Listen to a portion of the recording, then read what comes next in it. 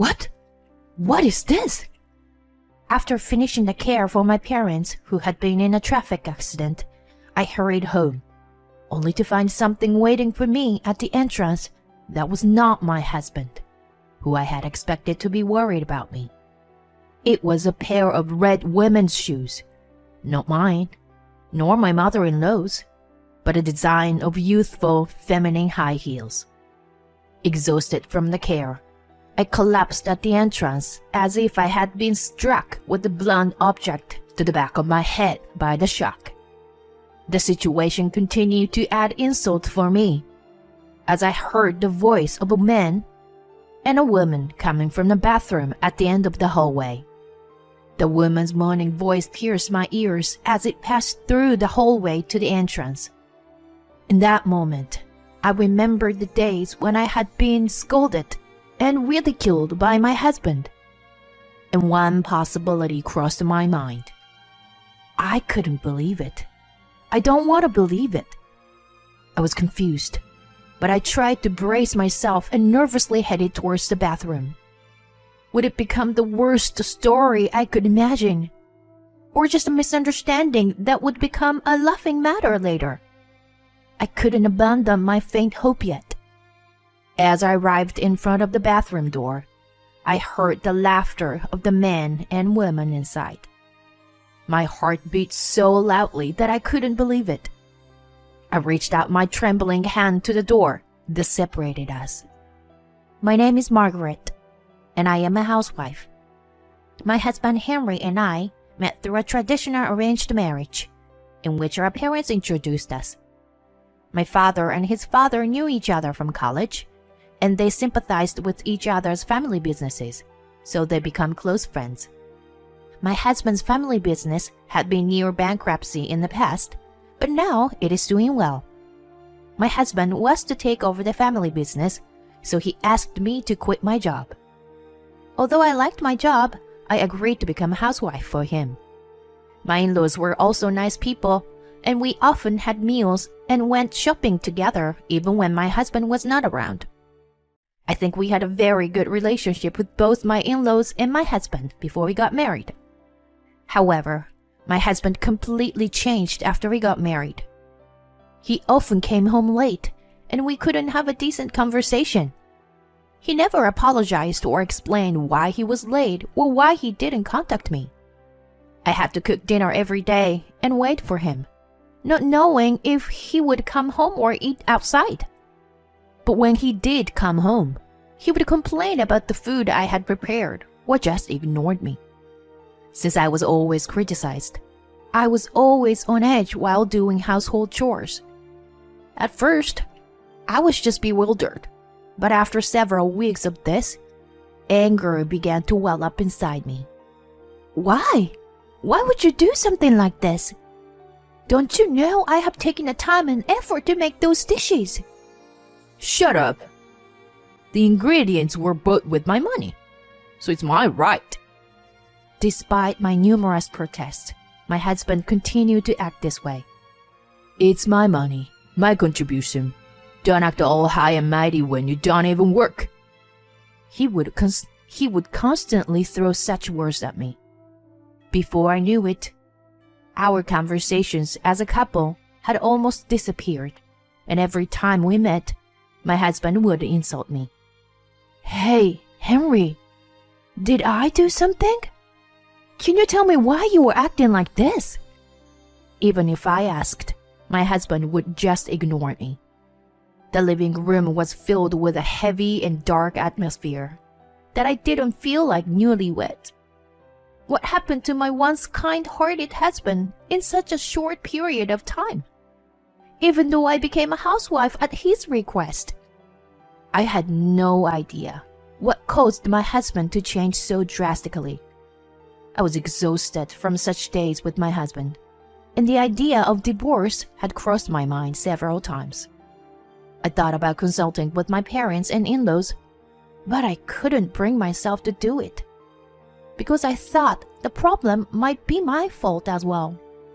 I also thought that it wasn't appropriate to talk about problems between couples to our parents.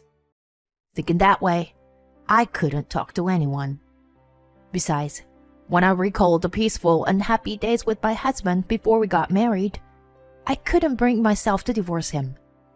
As I continued to struggle with myself, my husband continued to throw me insults. Feeling at my wits' end with such days, I began to only do the bare minimum of housework during the day and shut myself up in my room to avoid seeing my husband.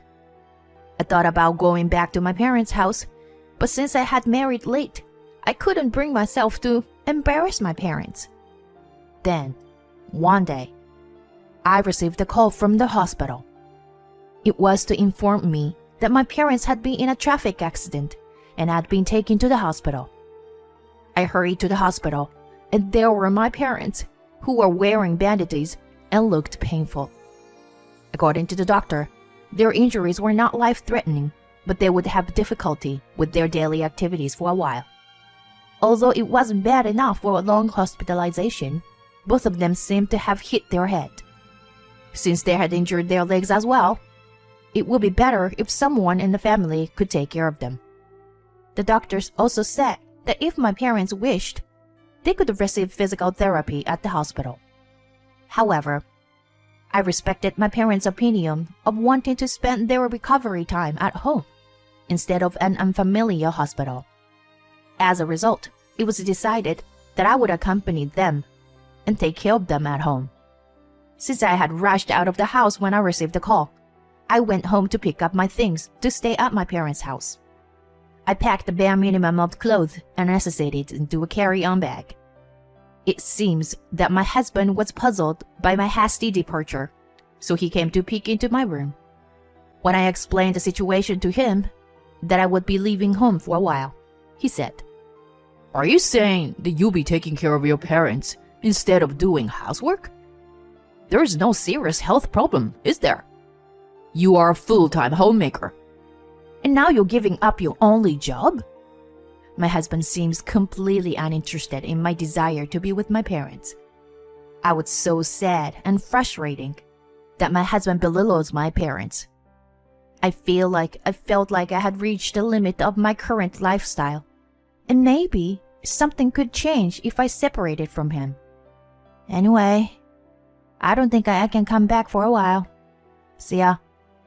I said that and headed to the hospital, ignoring my husband's insults. Although my parents had to be hospitalized for examination, they were lucky enough to be discharged in a few days because they were otherwise healthy.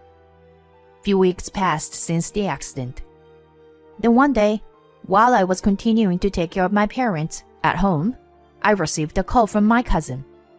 She said she could come and help during her long vacation from work. With my cousin's help, I returned home earlier than planned. Since my parents were good friends with my in-laws, it became a daily routine to report my parents' well-being to my mother-in-law while I was at my parents' house. I walked home while talking to my mother-in-law on the phone. I was a little nervous about when was the last time I had a proper conversation with my husband. If we could return to the relationship we had before we got married, by physically living apart, that would be great. I opened the front door with such a faint hope in mind. However, what I found at the entrance froze me. It was a pair of women's bright red high heel. It was definitely not mine or my mother-in-law's. And the situation continued to worsen for me. I could hear a man and a woman's voice coming from the bathroom at the end of the hallway. The woman's moaning voice pierced my ears as it passed through the hallway and reached me at the entrance. Along with the feeling of sadness, there was also a sense of resignation that this was bound to happen. However, when I remembered the days when I was ridiculed and insulted by my husband, I couldn't help but feel angry at the current situation. I marched towards the bathroom in anger. I grabbed the clothes of the two people I found in the dressing room and threw them into the hallway. Then I opened the bathroom door with a bang. Inside, my husband and the woman were embracing each other while naked. My husband made eye contact with me when he noticed me, but he didn't even try to pretend and continue what he was doing. I could hear the sound of my own blood vessels bursting with anger at the sight. "What the heck are you doing?" A loud voice echoed through the bathroom, but the two were still hugging each other and grinning at me. In addition to my husband's attitude toward me since we got married, this was too much. At the moment, there was not a trace of love left in me for my husband. Unable to bear it anymore, I shouted even louder. "Enough! I want a divorce right now." Then my husband just laughed and said, Divorce? You're unemployed and can't live without me. So how do you plan to survive? You're the one in trouble here. Just keep doing the housework as usual, and I'll let you stay here. But don't expect me to be your night partner. I felt my shoulders shaking with his words. Then, the woman he was having an affair with looked down on me and snickered. The two of them laughed and breathed heavily, filling the bathroom with their mockery. At that moment, someone's voice echoed through the bathroom. Do you even know what you're saying? What a stupid son you are! I can't believe it! It was my mother-in-law. She was furious. Surprised by her anger, my husband and his mistress froze in their tracks. Only I knew where this voice was coming from. "Huh, you didn't notice, did you? I was on the phone with your mother the whole time." Yes, the call I made to my mother-in-law on my way back from my parents' house was still ongoing. My mother-in-law, who apparently realized that something was wrong from my voice, was scolding my husband through the screen. The sight of the two of them panicking and flustered while naked was quite comical. Having had enough, I decided to enjoy this situation to the fullest. "Well, your mother may not even know what's going on, so I'm going to switch to video chat now," I said, operating my smartphone in my right hand to switch to video chat. Then I aimed the camera at my husband and his mistress and started broadcasting the whole thing. "So, I just got home from my parents' house. Then I heard a strange voice coming from the bathroom. So I went to check it out and found this situation. I was so surprised because my husband and his mistress were getting along so well, you know? Well, now they're taken aback by the sudden appearance of the camera and seems to lose their mood." "Oh, are you too embarrassed?" "Oh, well, he began to looking for his clothes now. But there are no clothes left in the dressing room. Where could they be?" Margaret, what are you doing? Stop the camera. Do you think you can get away with this? "What? You're the one who can't get away with this.